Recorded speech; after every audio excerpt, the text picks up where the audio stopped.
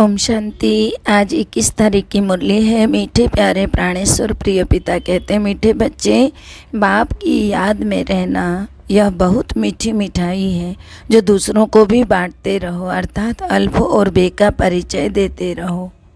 प्रश्न, स्थायी याद में रहने की सहज विधि क्या है?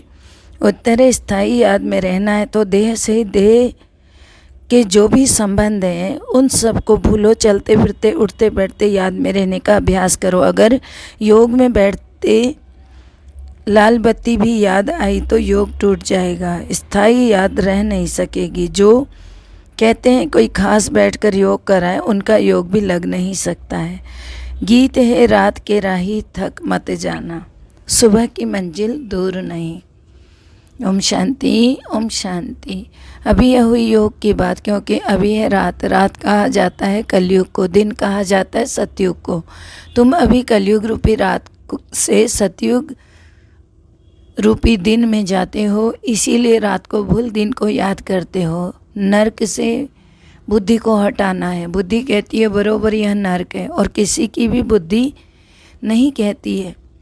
बुद्धि है आत्मा में, और आत्मा अब जान गई है कि बाबा आया है रात से दिन में ले जाने के लिए। बाबा कहते हैं आत्माएं, तुमको जाना है स्वर्ग में, परंतु अपने पहले शांति धाम में जाकर फिर स्वर्ग में आना है वापस। गोया तुम योगी हो, मान लो तुम योगी हो। पहले घर के पीछे राजधानी, घर के पीछे फिर राजधानी के तुम कौन हो? योगी हो। पहले घर में जाना है, तो घर कौन सा है? परम धाम।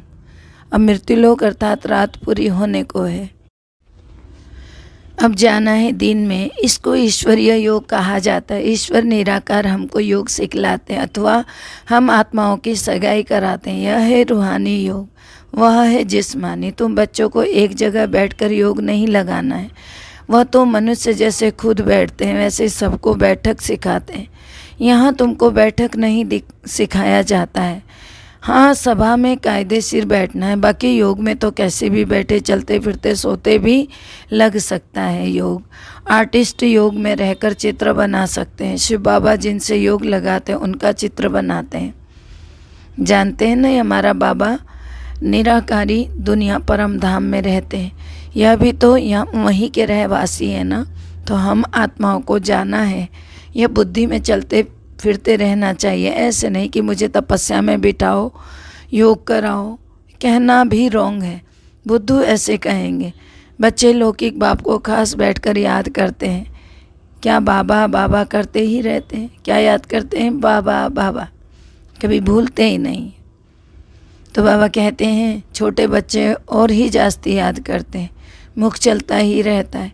यहाँ पारलौकिक बाप को क्यों भूल जाते हो? बुद्धि योग क्यों टूट पड़ता है? मुख से बाबा बाबा कहना भी नहीं है। आत्मा जानती है बाबा को याद करना है। अगर खास बैठने की आदत है तो योग सिद्ध न हो सके। ये ईश्वरीय योग, तुमको स्वयं ईश्वर बाबा को याद करना है।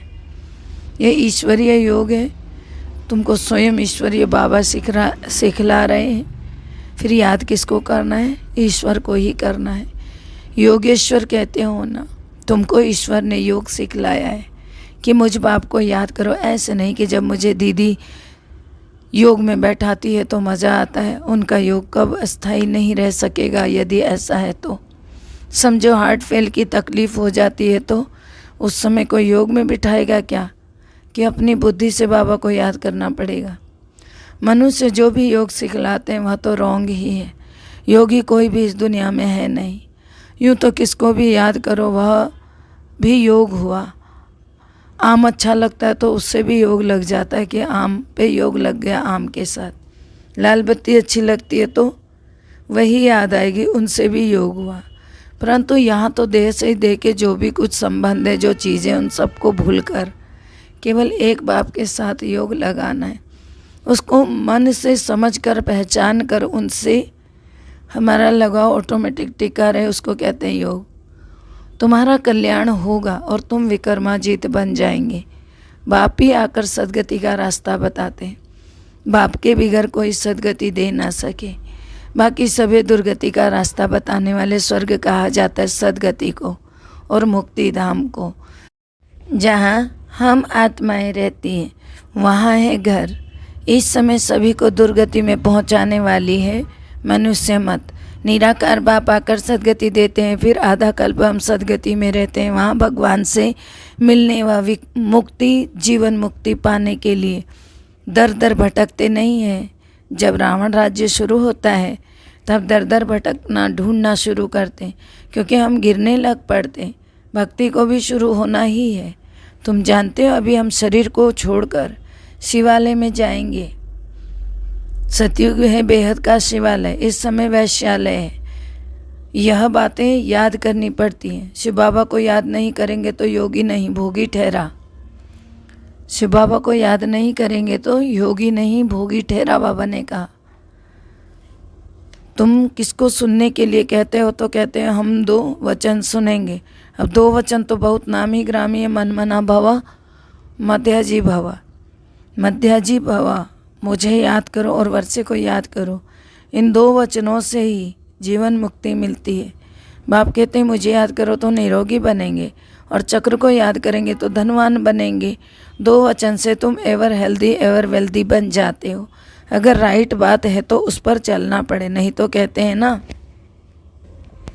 बुद्धू है अल्प और बे। यह 2 वचन, अल्प अल्लाह, बे हुई रचना। बाबा है अल्प, बे है बादशाही। तुम्हारे में कोई को बादशाही मिलती है और कोई को प्रजा में जाना पड़ता है। तुम बच्चों को पोता मिल रखना चाहिए। सारे दिन में कितना समय बाप को और वर्षे को याद किया।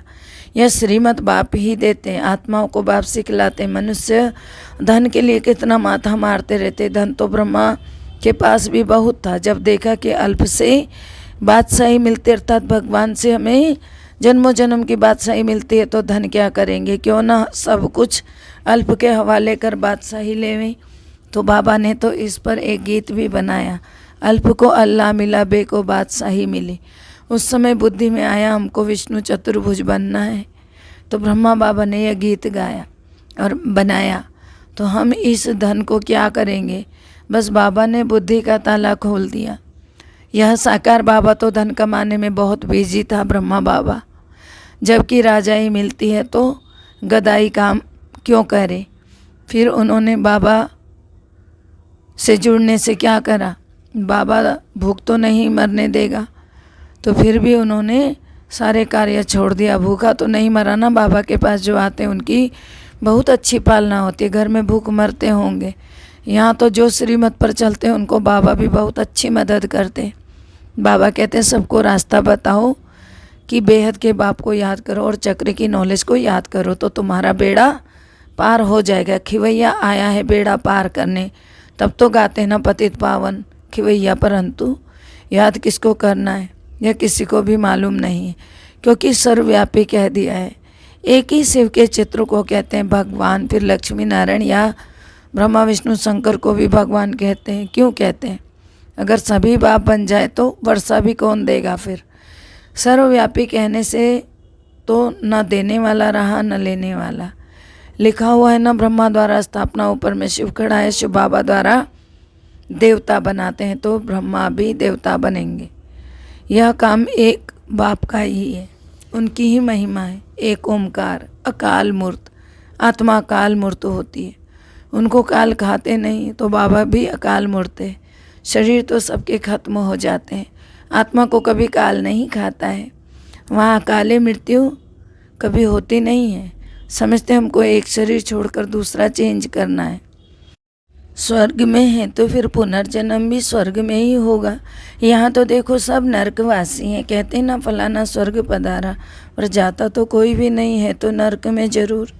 इतनी सहज बात भी समझते नहीं हैं।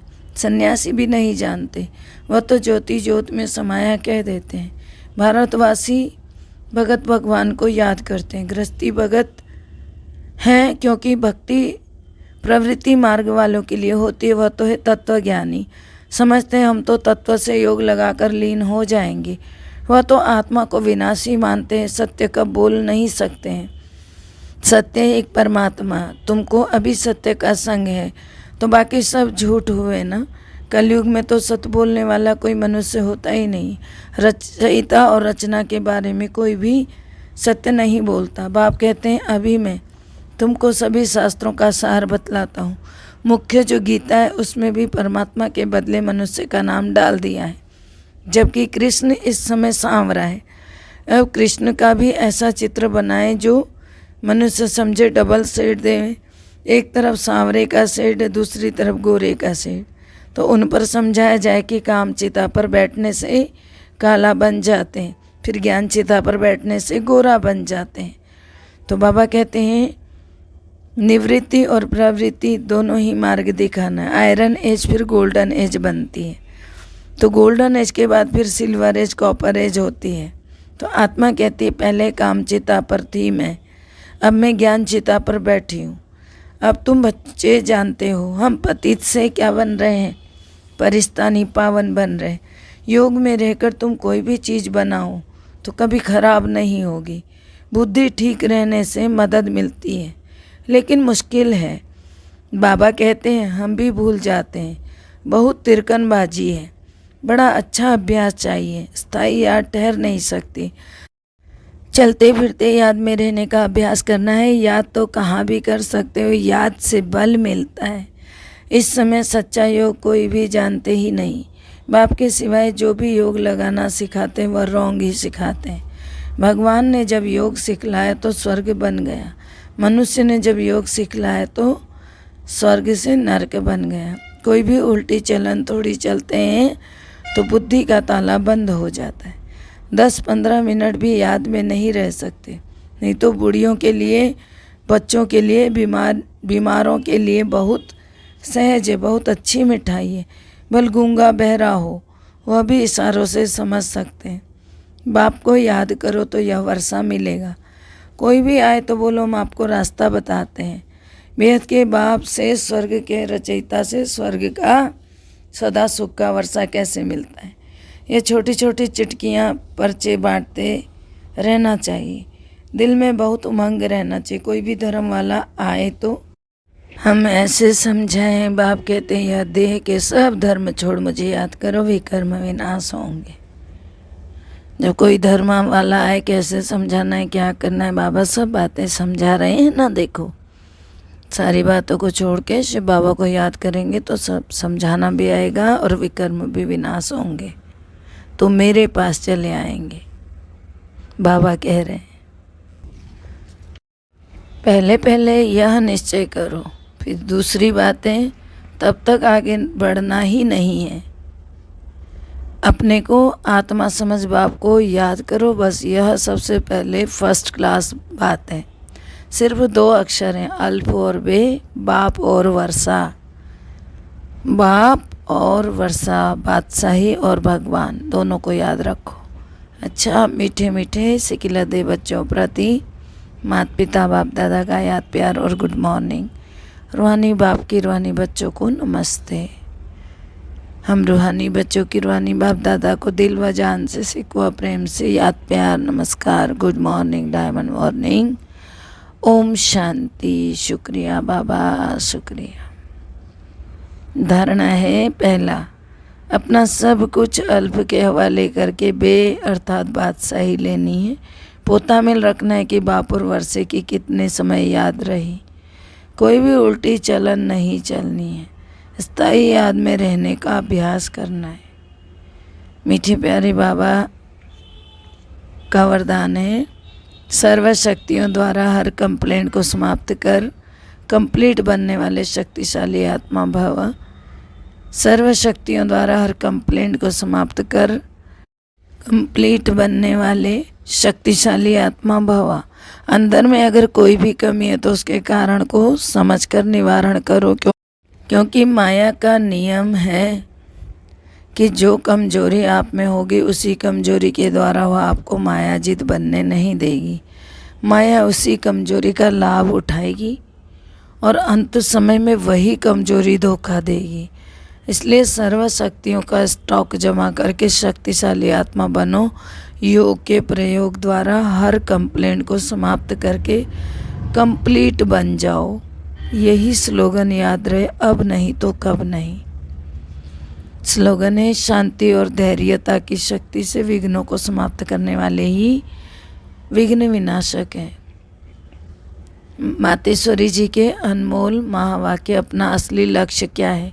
पहले यह जानना जरूरी है कि अपना असली लक्ष्य क्या है, वो भी अच्छी तरह से बुद्धि में धारण करना है, तभी पूर्ण रीति से लक्ष्य में उपस्थित हो सकेंगे।